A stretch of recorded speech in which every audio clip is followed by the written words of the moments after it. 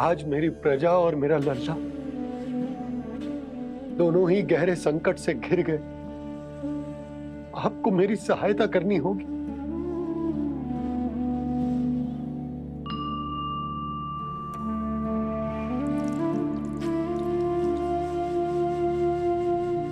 प्रभु, पिता होने का कर्तव्य मुझे एक दिशा में धकेल रहे है तो राजा होने का उत्तरदायित्व वो मुझे दूसरी दिशा में खींच रो। इस भीषण संकट में मैं क्या करूं? मैं इस संकट में अपनी प्रजा का साथ भी ना छोड़ सकता हूं और ना ही अपने लल्ला को उस नरभक्षी सिंह की मान में भेज सकता हूं। आप ही को इस समस्या का समाधान निकालना होगा। जय शालिग्राम मुझे मेरे मैया बाबा ने दिया था और उन्होंने कही थी कि जब भी कोई संकट आएगा ना प्रभु, तो इसके रूप में आप मेरा हाथ पकड़ लोगे और मुझे बताओगे कि क्या करना है, कैसे करना है। आज मुझे आपके मार्गदर्शन की आवश्यकता है प्रभु। मुझे मार्ग दिखाइए। बाबा और राजा होने की सुविधा में मैं बटा जा रहा हूं। मेरे इस धर्म की नौका जो झंझावात में फंस गई है, उसे पार लगाइए नारायण। रक्षा कीजिए नारायण।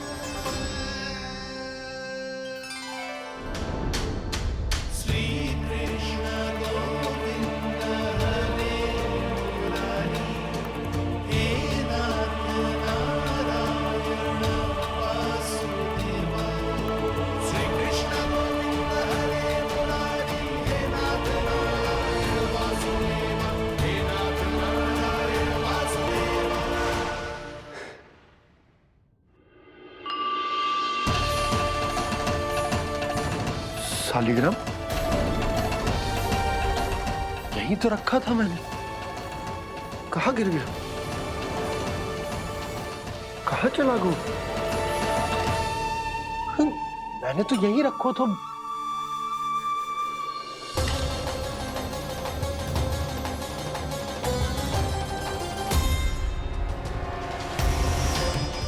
कान्हा, तू यहाँ क्या कर रहा है? शालिग्राम देखो तूने?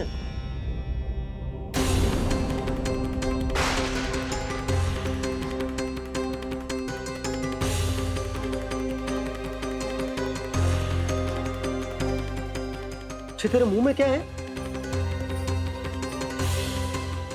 कान्हा, कहीं तूने शालिग्राम मुंह में तो ना ले लियो? हे नारायण, क्षमा करना, अबोध बालक। जी क्या करो कान्हा तूने? क्या बाहर निकाल शालिग्राम। लल्ला, जी अनुचित है। यदि वो तेरे कंठ में चला जाएगा तो तेरी सांस। लल्ला, ला बाहर निकाल। अच्छो बालक है ना तू? हाँ? ला। अरे तेरी मैया को पता चलेगा ना तो वो कहेगी कि ना तो प्रजा का ध्यान रख सकते हो ना ही अपने लल्ला का। लोभ के फंदे में चारों ओर से जकड़ गए थे हम। भविष्य के स्वप्न देखते देखते अपने जीवन का सबसे बड़ा भूल किया है हमने। यशोदा और नंद भैया ने आप सबको समझाने का कितना प्रयास किया था, और यहाँ तक कि छोटे कान्हा ने भी हमें कितना समझाया, लेकिन हमने उस दुष्ट व्यापारी को अपना सारा वचन दे दिया। मुझे तो सबसे पहले अपने घर में बिठा कर ही समझाया था उन दोनों ने। कही थी कि कोई किसी भी वस्तु का दुगना मूल्य क्यों देगा, पर मैंने उनकी एक भी ना सुनी। आप ही बताओ रोहिणी जी, अब किस मुंह से क्षमा मांगूंगी मैं जशोदा जी से? क्षमा मांगने की कोई आवश्यकता ना।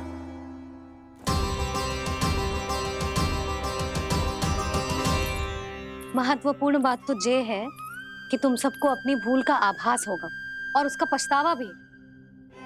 पर अब तो बहुत देर हो गई है जशोदा जी, अब क्या होगा?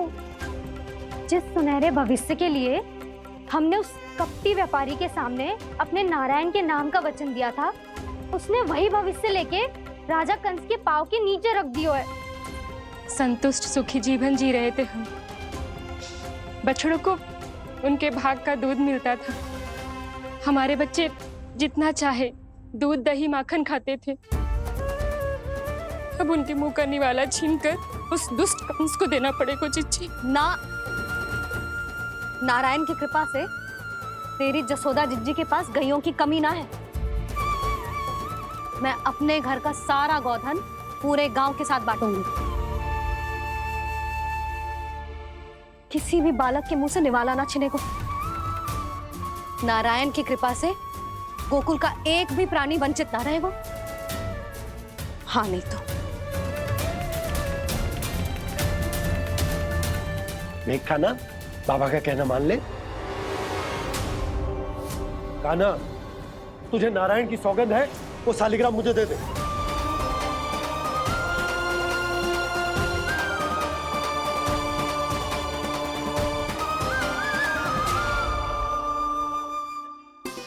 छे, क्या करो लल्ला तूने? ऐसे भी कोई कर तो है क्या लल्ला? मैं पहले से ही तुझे लेकर कितना चिंतित हूं। अच्छा पता है तुझे?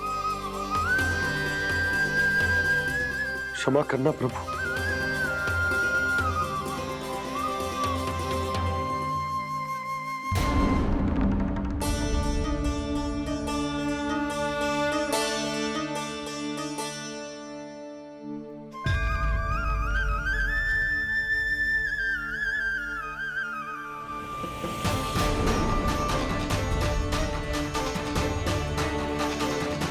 ये क्या कर रहे हो लल्ला?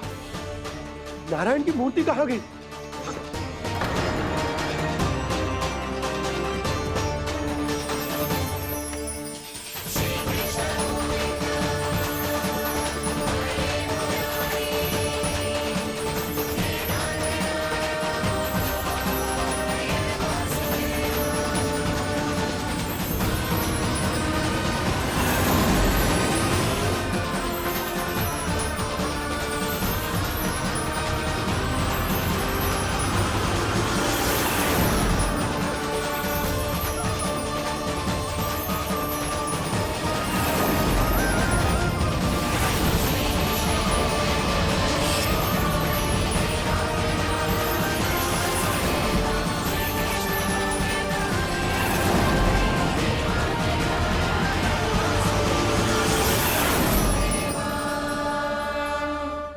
मैंने ना कान्हा के मुंह में फिर से ब्रह्मांड देखो है।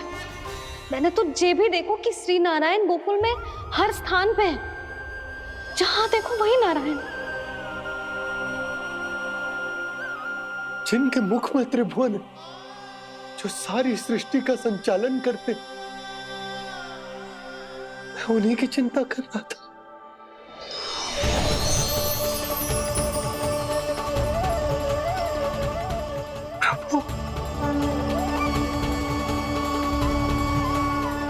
प्रभु, बाहर भी आप हैं और भीतर भी। मुझे क्षमा कर दो प्रभु, क्षमा कर दो।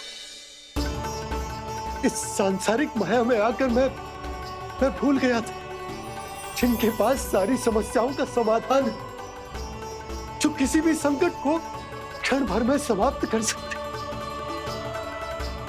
वो तो मेरे सामने ही।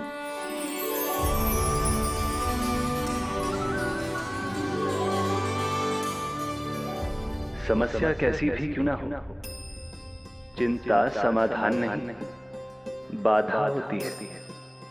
इसलिए चिंता मत कीजिए बाबा।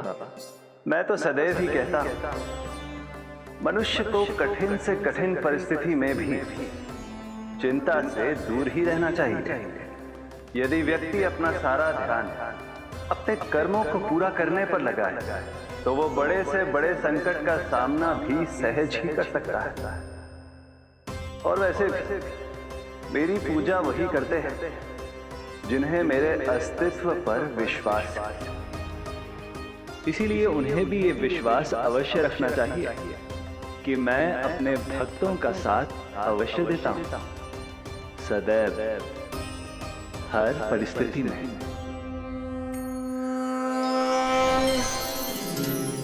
मैं आपके साथ ही हूँ बाबा।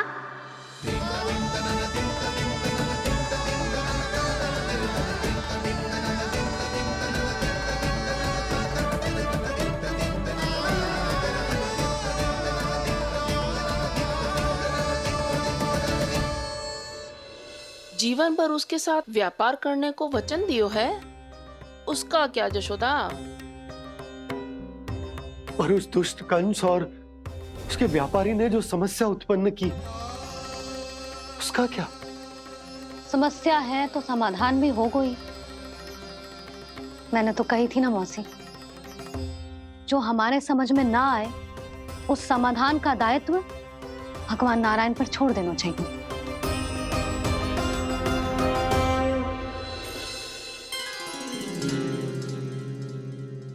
ये देखो,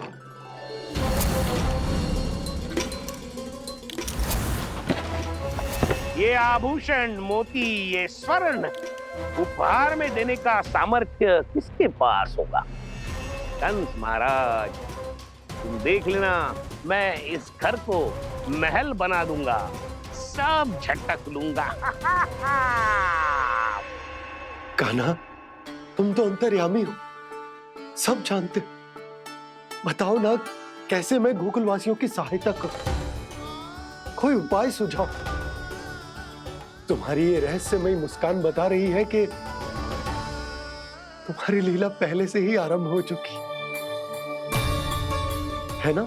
अपने कर्मों का फल सभी को भोगना ही पड़ता है बाबा, चाहे वो अच्छा हो चाहे वो बुरा।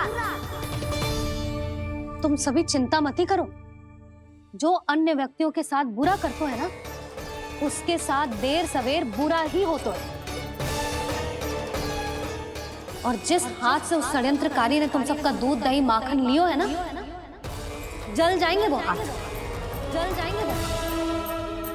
दोनों पिता पुत्र का इसी से स्वागत करूंगा।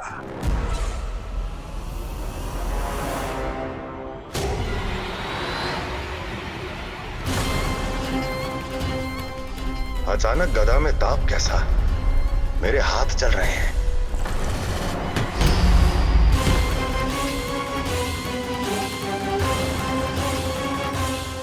और वो व्यापारी जो तुम सबके शांत जीवन में भूचाल बन के आओ है, स्वयं शांति से थोड़े ना बैठ पाएगा।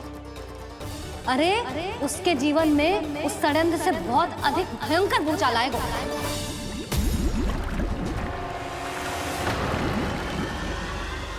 स्वामी, ये अपने आप कैसे उबलने लगा?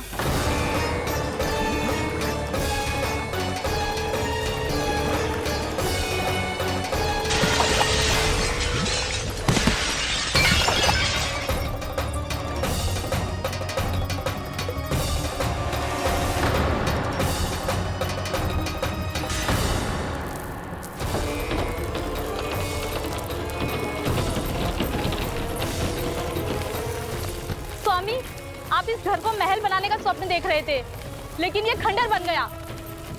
आप जिसके साथ मैत्री का संबंध स्थापित करके आए, वो कोई महान सम्राट नहीं, दुष्ट है। दुष्ट? उस व्यापारी ने दुष्ट कंस के साथ मिलकर भोले भाले गांव वालों का भोजन छीनो है ना। देखना उन दोनों के भोजन में कीड़े पड़ेंगे।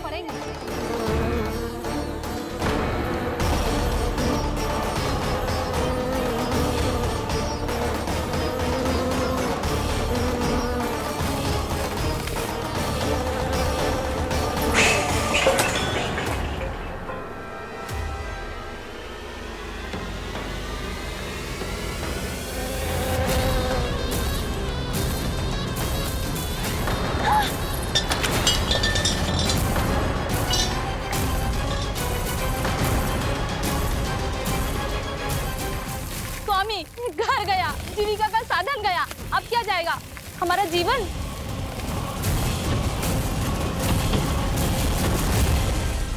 महाराज कंस का उपहार, आभूषण वाला संदूक।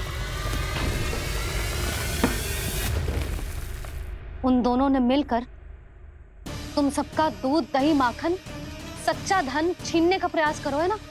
अब देखना उन दोनों का धन उनके आभूषण सब लोहे के बन जाएंगे, कंकड़ पत्थर हो जाएंगे सब, कंकड़ पत्थर हो जाएंगे सब। ऐसा ही होगा मैया।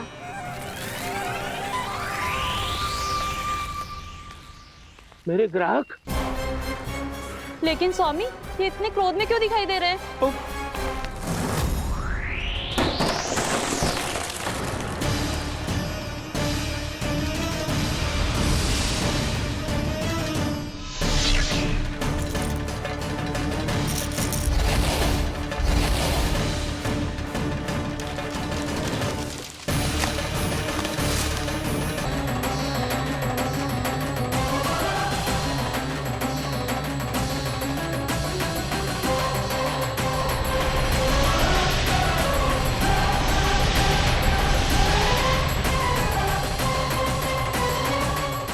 विष्णु, विष्णु ने किया है ये सब।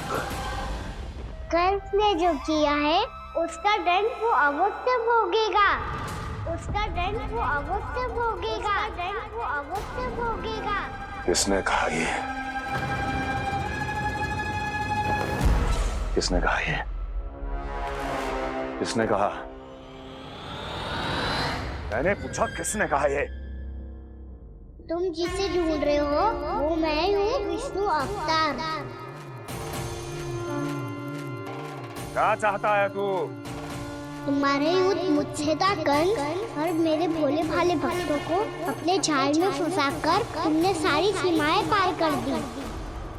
अब जब तक तुम गोकुल के ग्वालों को अनुचित प्रकार के अत्याचार से मुक्त नहीं कर देते, तुम्हारा और अन्य सभी षड्यंत्रकारियों का सामर्थ्य, वैभव, बल सब कुछ नष्ट होता चले जाएगा, और तब तक अपने पूर्व रूप में वापस नहीं आएगा जब तक तुम उन निर्दोषों को जीवन यापन का अधिकार लौटा नहीं देते।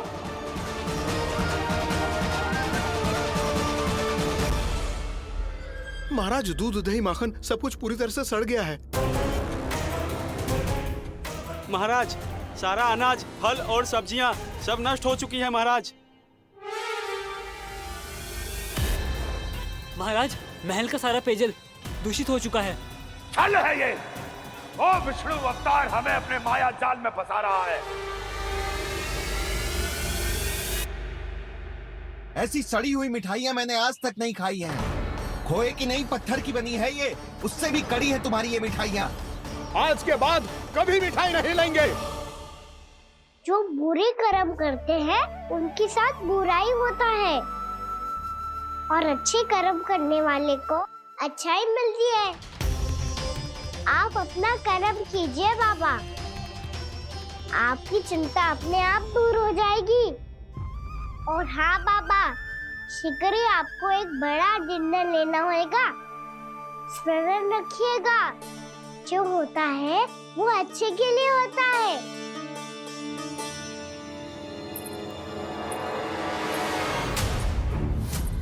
बाबा, मैया आ रही है, क्या करूं?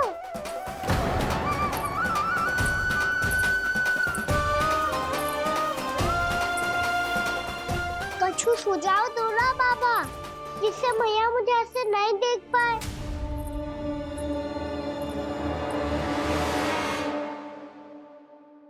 सुनो जी, आपने पुकार लगाई थी क्या?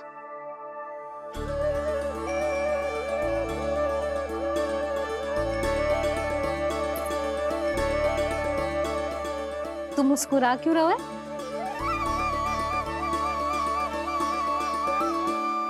और आप भी बदले बदले से दिख रहे हो। पूजा करके तनिक शांति मिली ना? शांति ही नहीं यशोदा, प्रभु नारायण ने मुझे समस्या को समाधान भी दे दिया। मैं बस अपना कर्म करूंगा। कल कंस से मिलने मथुरा जाऊंगा मैं। उस दुष्ट अत्याचारी से मिलने जाओगे आप? ना ना, मैं आपको उससे मिलने ना दूंगी। देखो ना आपने कैसे हमारे गांव वालों को फंसाओ है उसने। अवश्य ही आपको भी उसी उद्देश्य से बुला रहा है। आप मुस्कुरा रहे हैं प्रभु? कुछ देर पहले ही तो मैया सभी को मुझ पर अर्थात श्री नारायण पर विश्वास करने की सीख देकर आई है। अब देखो सेम भी चिंता करी है ये। चिंता मत ही करो यशोदा, मुझे श्री नारायण किसी भी जाल में ना फंसने देंगे। वो तो यही है हमारे साथ। यही है, इसका क्या अर्थ है जी? तुमने कही थी ना कि तुमने उन्हें हर जगह देखो, हमारे घर में, गोकुल में, तो इसीलिए तुम चिंता ना करो, मुझे अपना कर्तव्य करने दो। कल भोर होते ही मैं मथुरा निकल जाऊंगा। पता तो चले वो हमसे चाहतो क्या है।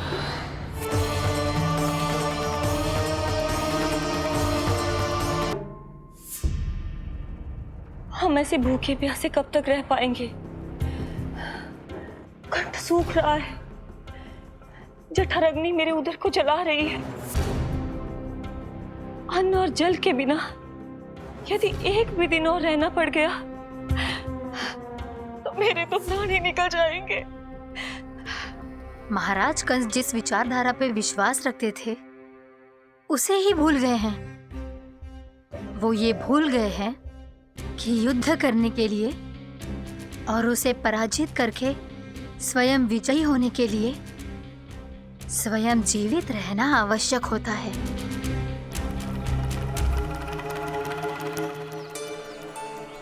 प्रभु ने जो दृश्य मुझे दिखाए, किस बात का संकेत थे वो? क्या मुझे यहाँ आने के लिए प्रेरित करना ही उनकी योजना थी? बहुत सोच विचार के भी ना समझ में आ रहा है। कंस ने, उस व्यापारी ने हमारे साथ जो षड्यंत्र रचो है ना, वो आते कैसे बचेंगे? पर घर में सब स्त्रियां चिंतित हैं।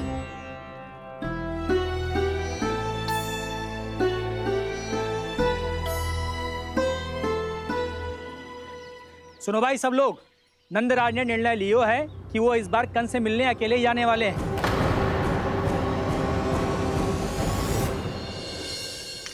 पहले ही वो गांव वालों से सारा दूध दही माखन हड़प चुके हैं। अब आप और मटकियां क्यों ले जा रहे हो उस दुष्ट के लिए? यशोदा, वो दुष्ट है, अत्याचारी, पर है तो हमारे महाराज ही ना। वैसे खाली हाथ थोड़ी ना जा सकते।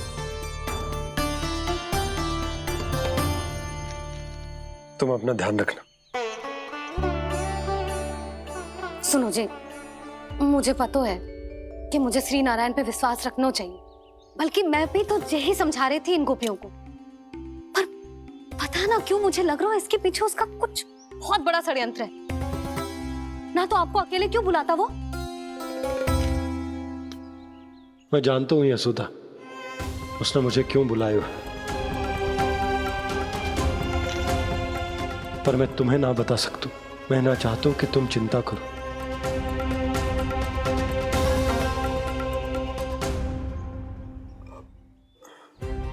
राजा होने के नाते यदि मेरे कुछ करने से मेरी प्रजा का हित होता है तो मुझे वो करना पड़ेगा यशोदा, फिर चाहे वो मुझे कितना ही अप्रिय क्यों ना लगे।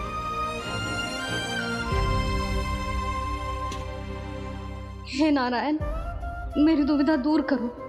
कुछ ऐसा करो कि इन्हें जाना ही ना पड़े उस दुष्ट के सामने।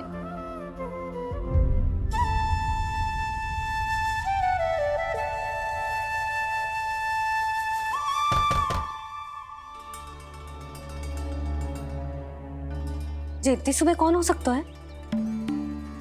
मैं देखता हूं।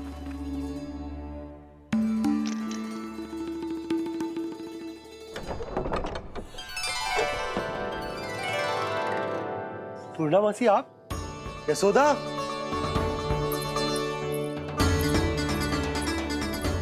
पूर्णामासी, इतने दिनों बाद? क्या होगा मौसी? सब कुछ कुशल तो है? मैं तो बस इतना जानती हूँ नंदराज, ये लोग आपसे मिलना चाहते थे। कौन?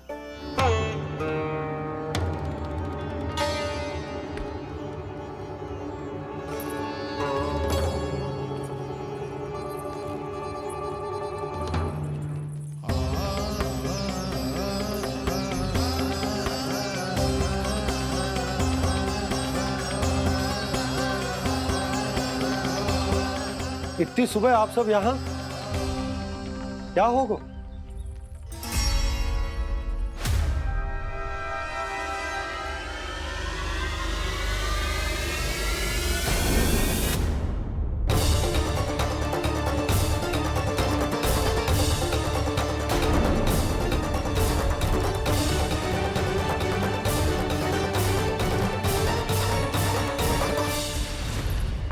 हमारे भोले भाले गोकुल वासियों को फंसाने के बाद यहाँ आने का साहस कैसे करो तूने? यशोदा, पूछो जी, पूछो इससे, ये क्या करो यहाँ?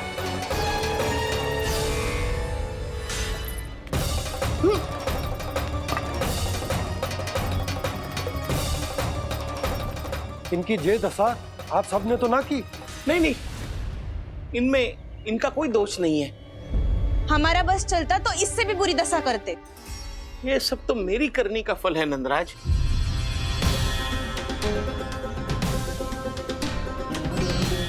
इसे इसके किए का दंड मिल गया है।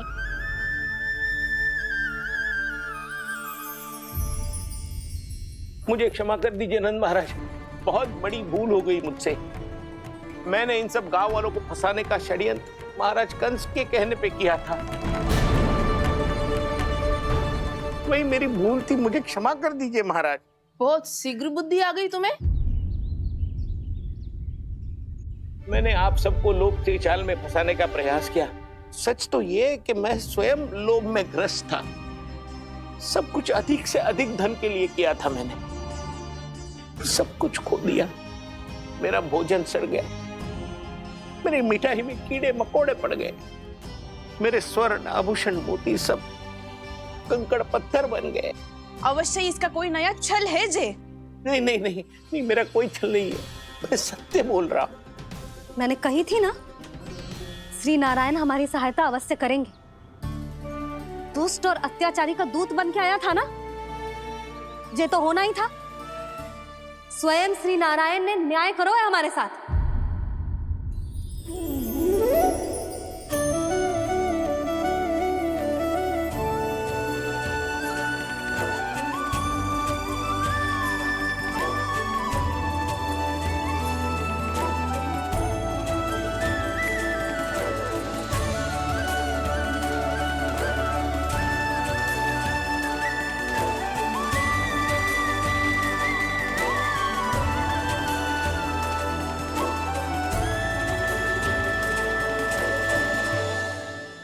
आप बिल्कुल सही कह रही है। वैसे तो कर्मों का फल मरने के बाद मिल रहा है, लेकिन आपके श्री नारायण ने मुझे इसी जन्म मेरे कर्मों का फल दे दिया, कर्मों का दंड दे दिया। आपका बहुत बहुत धन्यवाद श्री नारायण, बहुत कृपा की हो आपने। पर इसका अर्थ ये ना है कि हम सबने आपको क्षमा कर दिया है। मैं यहाँ क्षमा के लिए नहीं आया हूँ नंदरानी। तो फिर किस लिए आए हैं? मैं तो इन भोले भाले गोप गोपियों को इनकी शपथ से मुक्त कराने आया हूँ। पर इन सब ने वो शपथ अपनी इच्छा से ली थी, आप उसे कैसे मुक्त करा सकते? और एक शपथ दिलवाकर।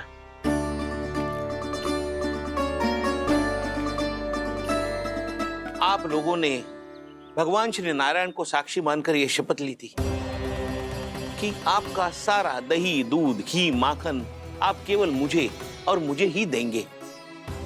आज उसी भगवान श्री नारायण को साक्षी मानकर मैं आपको शपथ दिलवाता हूं कि आपका सारा दही, दूध, घी, माखन उसमें से एक कण भी आप मुझे नहीं देंगे।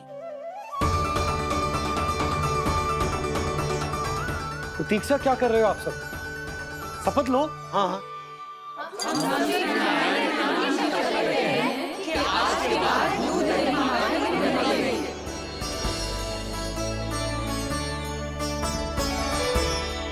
जशोदा जी, आपने सही कही थी। हम बस श्री नारायण पर विश्वास रखें तो सारे कार्य सज जाते हैं। मुझे आशा है कि व्यापारी जी की तरह आप सबको भी अपनी शिक्षा मिल गई होगी। हाँ नंदराज, अब हमें अपनी भूल से सीख मिल गई है। अब हम कभी भी किसी के लोभ के जल में ना फंसेंगे। जब यहाँ आभास हो जाए वहाँ भूल हुई है तो उसे मान के सीख लेनी चाहिए। हाँ हाँ, इस घटना से मुझे भी सीख मिल गई है।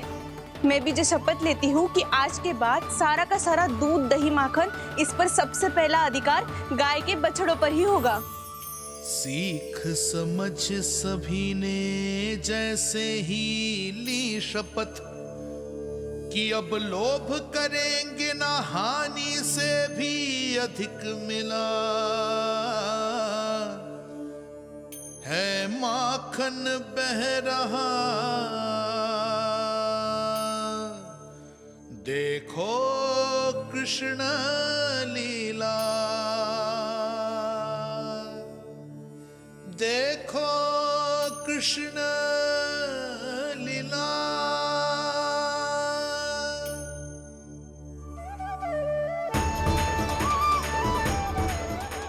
हाँ, और हम दोनों भी श्री नारायण की शपथ लेते हैं, दूध दही माखन बेचने के लिए हम बाद में बचाएंगे और पहले अपने बालकों को पेट भर के खिलाएंगे।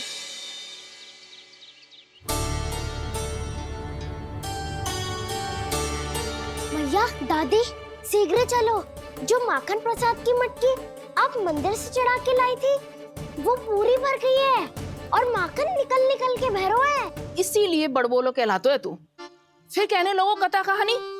मैया, अपने घर पे भी ऐसा ही हो रहा है।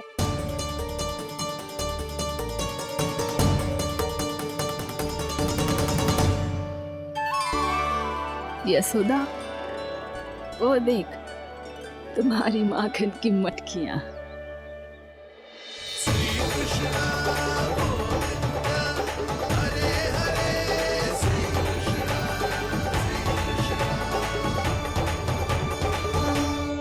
मैंने कहा था ना, आप सभी पर श्री नारायण की विशेष कृपा है। जैसे ही आप सबने अपनी भूल स्वीकार कर ली, भगवान ने आपके माखन की सारी हानि पूरी कर दी।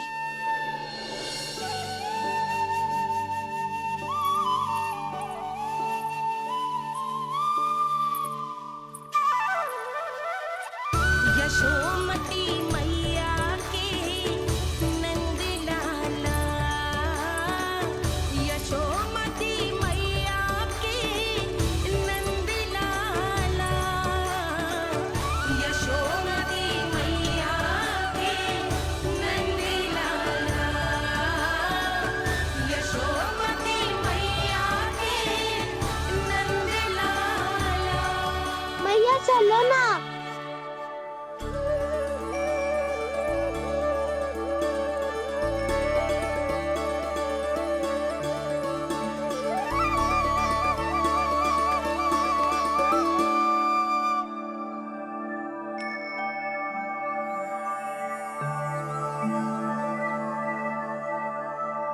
कौन से कान्हा पे विश्वास करूं मैं? उस सियाने पे जो कुछ ही समय पहले अपनी लीला दिखा रहा था, या उस निर्दोष पे जो आसपास की हर घटना से अनभिज्ञ बैठो है।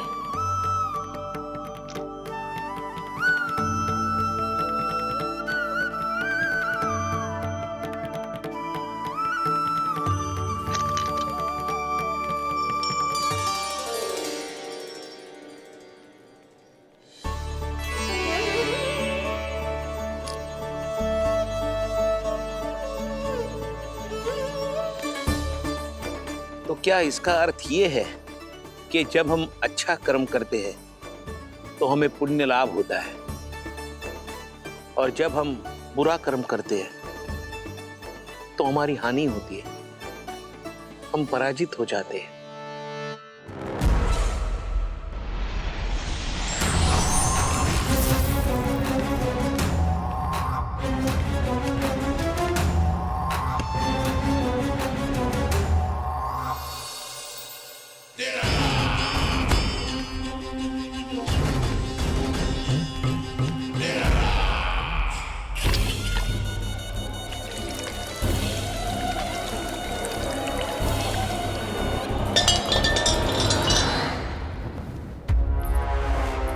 अस्ति प्राप्ति।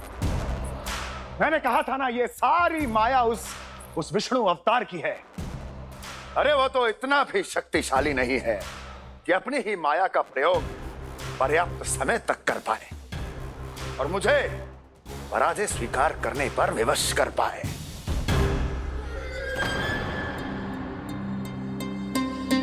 किंतु तुम्हारे मुख की भावभंगिमा तो कुछ और ही कथा कह रही है। क्यों? सत्य कहा ना मैंने। महाराज, सब कुछ पहले जैसा इसलिए हो गया क्योंकि क्या? ये उस विष्णु की माया थी, और क्या? हमने व्यापारी परमानंद को गोकुल भेजा था साथ व्यापार करने के वचन से मुक्त कर सके।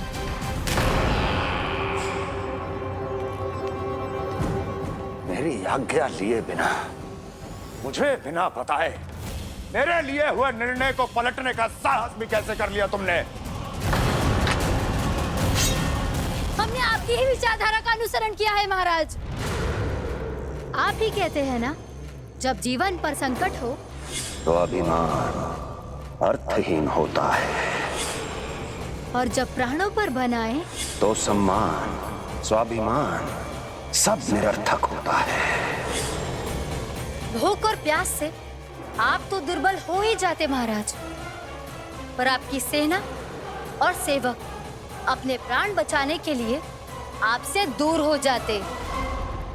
आपके और उस विष्णु अवतार के बीच 4 वर्षों से चलते आ रहे इस संघर्ष में ये एक छोटी सी झड़प है महाराज, और यदि हम ये झड़प हार जाते तो शेष युद्ध करने के योग्य भी नहीं बच पाते। जब आप पूरी तरह से अकेले, शारीरिक रूप से दुर्बल और असहाय होते, और तब वो विष्णु अवतार, वो बालक आप पे प्रहार करता, तब आप क्या करते महाराज?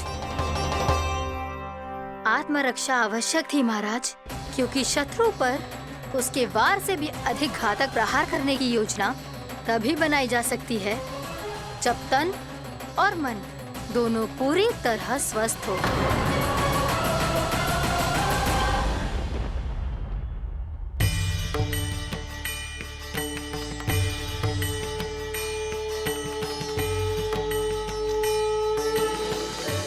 सच्ची बताओ, जैसा आप ही ने किया है ना? आप बहुत दूर से आई हो ना, भूख लगी होगी। मैं माखन लाऊं? आज पूरे गोकुल में माखन बह रहा है। इसके पीछे आप ही की लीला है ना? मैं अभी माखन लाता हूँ। लीजिए। बताओ ना, पूरे गांव में प्रसन्नता की बयार बह रही है। हर ग्रामवासी के मुख पर हर्ष और उल्लास दमक रहा है। ये सब आप ही का चमत्कार है ना?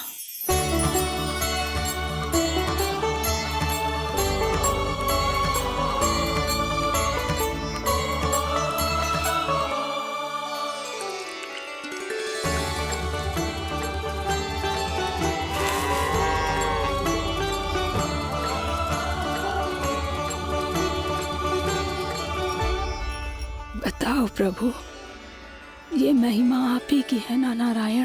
ठहरो, मैं आपके हाथों से खिलाऊंगा आपको।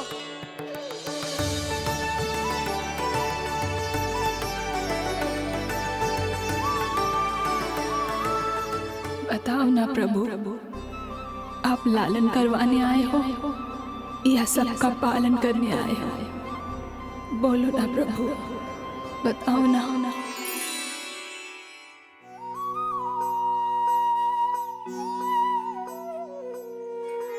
आए हो लालन करवाने या पालन करने आए हो, या जगपाला बन नंद लाला मन को हरने आए हो। आए हो लालन करवाने या पालन करने आए हो। नैनों से देखूं तो दिखते कृष्ण है,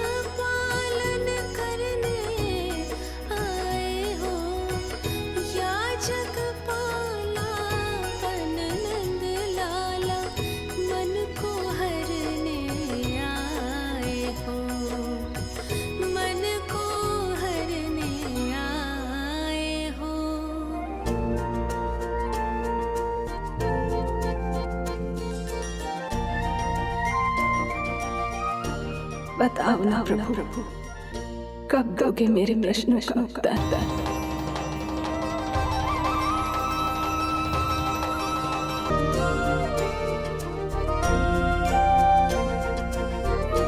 बताओ ना प्रभु, कब दोगे मेरे प्रश्नों का उत्तर? शीघ्र ही मेरे सखा आने वाले हैं। तब तक आप खेलोगे मेरे साथ। ये कौन सा खेल खेल रहे हो नारायण? इतना तो बता दो कि मेरे यहाँ आने का उद्देश्य क्या है? बस कुछ समय की प्रतीक्षा और शेष है। उड़ना तुमने शीघ्र ही सब कुछ पता चल जाएगा।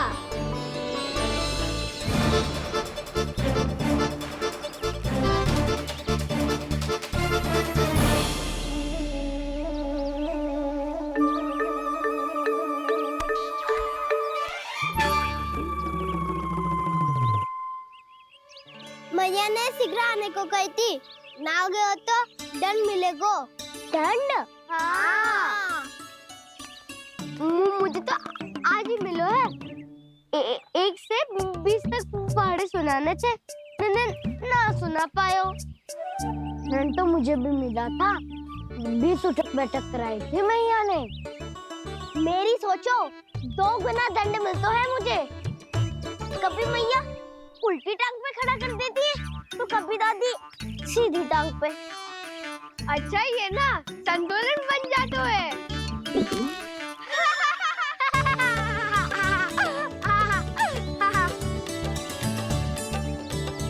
तो क्या सबको अपनी मैया से दंड मिलता है? हाँ। दाऊ आपको भी? हाँ मिलता तो है। क्यों, तुम्हें कभी दंड नहीं मिला का ना? हाँ, एक बार कान पकड़ा था मैया ने और एक बार डांटा भी था, पर दंड तो कभी ना मिलो। वैसे कहा ना, दंड का भी एक लाभ होता है। लाभ? हाँ, सारी माँ पहले दंड देती है और फिर 2 गुना प्रेम करती है। जितना बड़ा दंड उतना ढेर सारा प्रेम। हाँ, सही। तो मैं भी आप जाके मैया से बहुत सारा दंड मांगूंगा। मांगने से ना मिलता है दंड। वो तो कछु गड़बड़ करे तो मैया अपने आप ही दे देती है। अरे कना, कहाँ चले? अपनी मैया से दंड मांगने। मैया की ममता और उसके सारे रूप देखने के लिए ही तो जन्म लिया है मैंने। तो मैया से दंड पाने और उस दंड के बाद 2 गुना स्नेह पाने से वंचित क्यों रहूं? मुझे भी दंड चाहिए।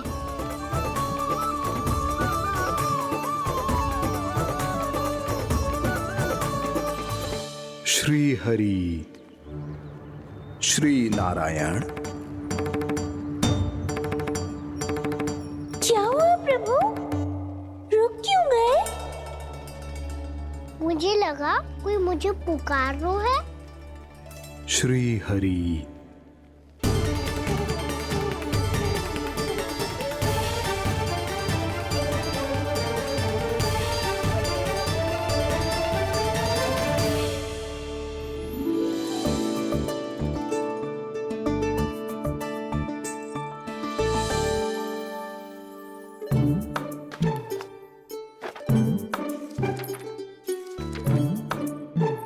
आज तो बहुत विलंब होगा है। शीघ्र ही तैयार होके सारे कार्य भी निपटाने हैं।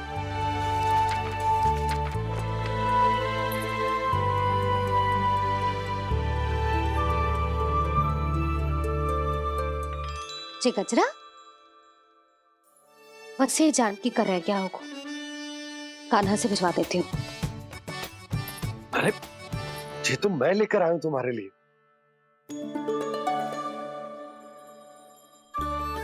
तुम्हारे केसों में सच करना जे और भी सुंदर हो जाएगा। जे आप लेके आए हो? सच्ची? हाय, कितनी भाग्यवान हूं मैं। आज कितने माह के बाद, माह ही ना, कितने वर्षों बाद मेरे पति देव को जो स्मृति आई है कि मुझे गजरे कितने प्रिय हैं। इतने प्रेम से लायो, फिर भी ताना मार रही हो। ताने ही में तो छुपो है। क्या क्या? अब आप मुझे तैयार होने दो, पक्का पहनूंगी। जाओ।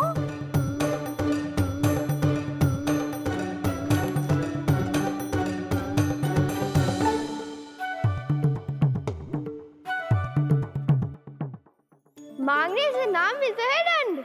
वो तो कछु गड़बड़ करे तो मैया अपने आप ही दे देती है।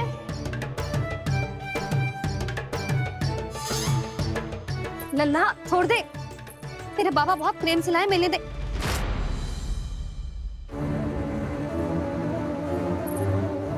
कान्हा, क्षमा करना मैया, मैंने आपका गजरा गिरा दिया, ये तो गंदा हो गया। अब आप मुझे दंड दोगी?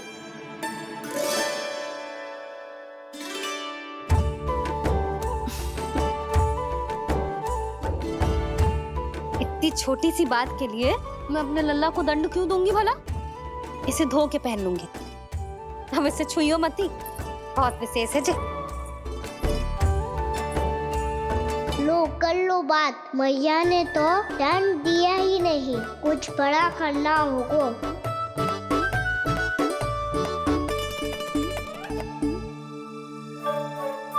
ऐसी कौन सी शरारत करूं कि मैया से दंड मिल जाए?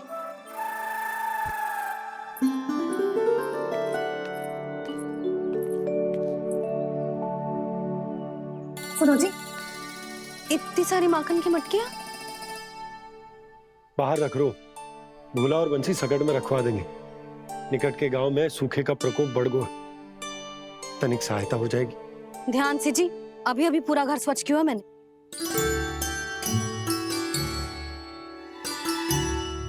पापा ठहरो, मैं भी आपकी सहायता करता हूँ। अरे कान्हा रहने दे।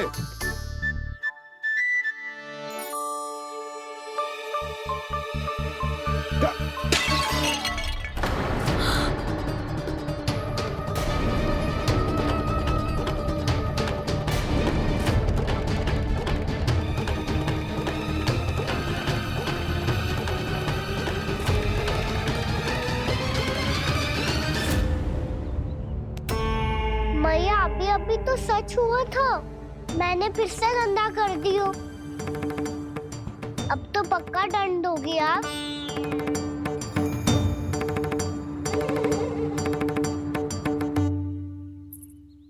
कोई बात ना है लल्ला, तेरी भावना तो अच्छी थी ना, वो ही महत्वपूर्ण है। स्वच्छ तो फिर हो जाएगा। जा, पोंछने के लिए एक वस्त्र ले आ।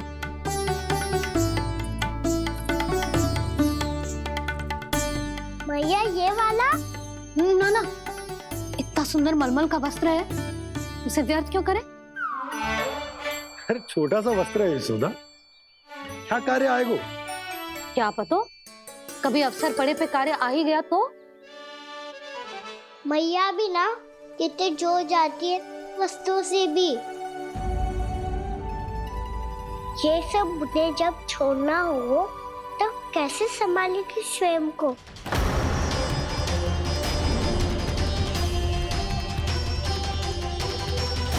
लग तो है फिर से तीव्र स्वर में बोल दियो मैंने। ये ठीक है भैया? हाँ, ये वाला ले आ। ला, दे। ऐसा क्यों कहा इन्होंने? क्या ये कोई संकेत है?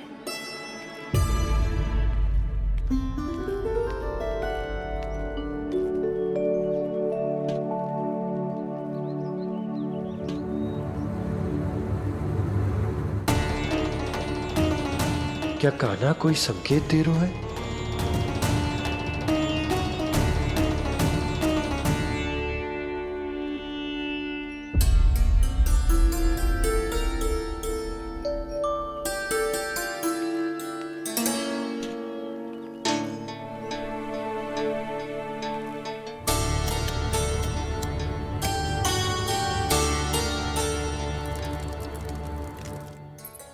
लो मौसी।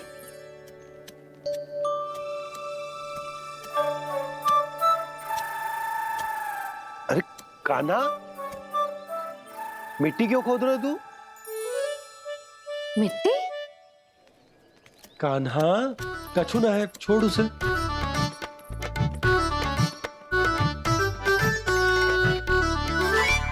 ये आवश्यक है बाबा।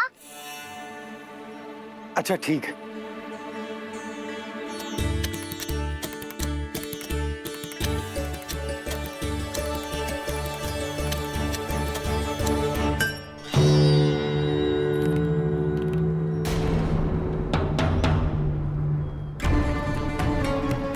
कान्हा, तू सही कह रहा है, कछु तो है यहाँ।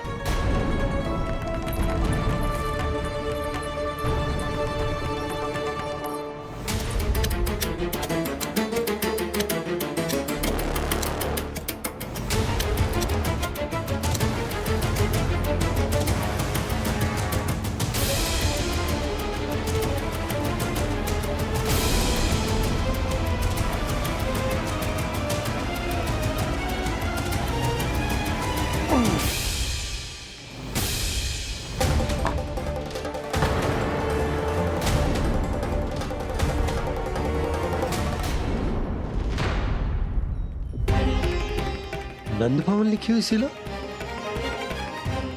जी, या कहां से आई?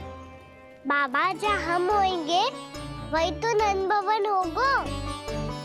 चाहे गोकुल में हो या कहीं और। कहीं और? सुब सुब बोल लल्ला। जे गोकुली तो हमारो घर है, हम कहीं और क्यों जाने लगे भला? भवन बनते समय रह गई होगी जी।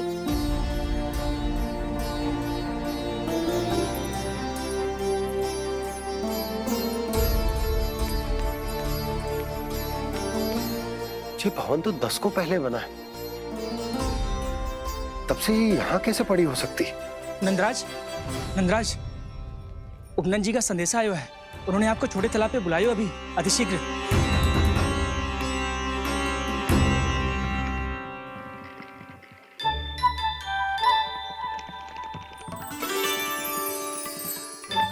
मैया से दंड प्राप्त करना सरल ना है।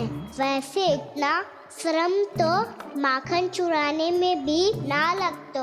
मैं तो थक गो।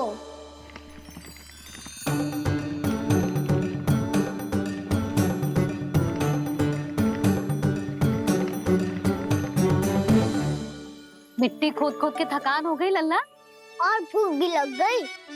तो ले ले माखन खा ले। ना, मुझे दूध ही पीनो है। अभी खा ले लल्ला, थोड़ी देर में दूध औंट के दे दूंगी। ले। मुझे दूध ही चाहिए है भैया। अच्छा देती हूँ, थोड़ी देर ठहर जा।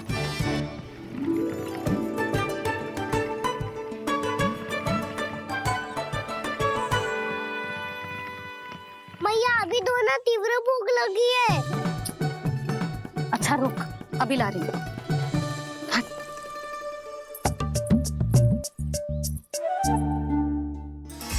ऐसा दृश्य तो पहले कभी ना देखो।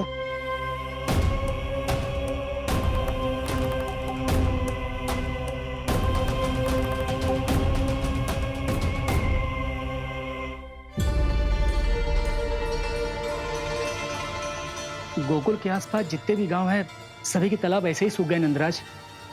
मुँह का जल भी बहुत गहराई में उतर गए है, और इस बार तो ठीक से वर्षा भी ना हुई। क्या विचार है नंद?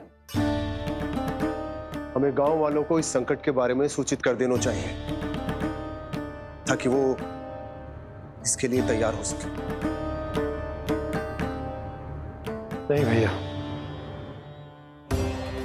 अभी गोकुल के पास अपनी गैयाओं को चराने के लिए पर्याप्त मात्रा में चारा उपलब्ध है। जलाशय और कुओं में जल भी है। ऐसे में इतनी शीघ्र उन्हें बताने से सब लोग घबरा जाएंगे। हाँ, तो उन्हें ना बताना ही सही होगा। सही तो ये होगा भैया कि हम इस संकट का समाधान निकाल लें, इससे पहले कि बहुत देर हो जाए।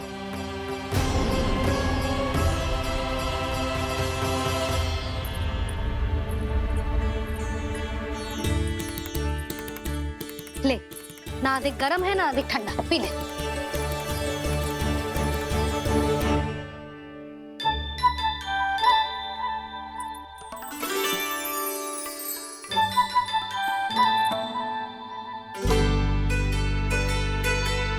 पीना था, अब पी क्यों ना रहा? पीनो है तो आपके हाथ से। आज पी ले लल्ला, देख मैया को कितना काम पड़ो है। शीघ्र पिलाओ ना मैया, फिर खेलना भी जाना है। तू मेरा अच्छा लल्ला है ना, आज पी ले, कल मैया अपने हाथ से पिलाएगी। आप पिलाओगी तभी पेट भरेगा, ना तो मैं भूखा ही रह जाऊंगा। बहुत चतुर है तू, कुछ ना कुछ करके अपनी बात मनवा ही लेता है। आजा, शीघ्र पी ले, नटखट कहीं का। हे नारायण, दूध औटने के बाद हांडी चूल्हे पे ही छोड़ दिए। उतर उतर उतर लल्ला। मैया को कोई मेरी चिंता ही ना है, केवल गजरा, मक्खन, वस्त्र, माखन और दूध महत्वपूर्ण है इनके लिए।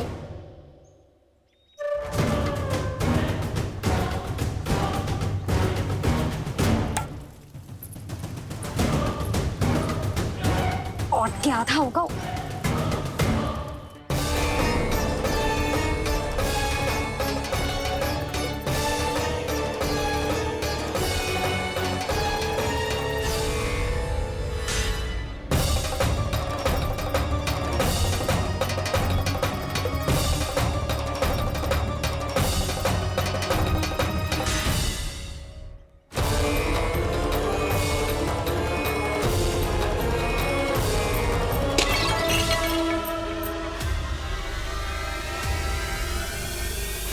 कोई भगवान को छोड़कर सांसारिक वस्तुओं की ओर भागेगा तो भगवान तो रुष्ट होंगे ही, पर ये कान्हा रुष्ट होकर करने क्या वाले हैं?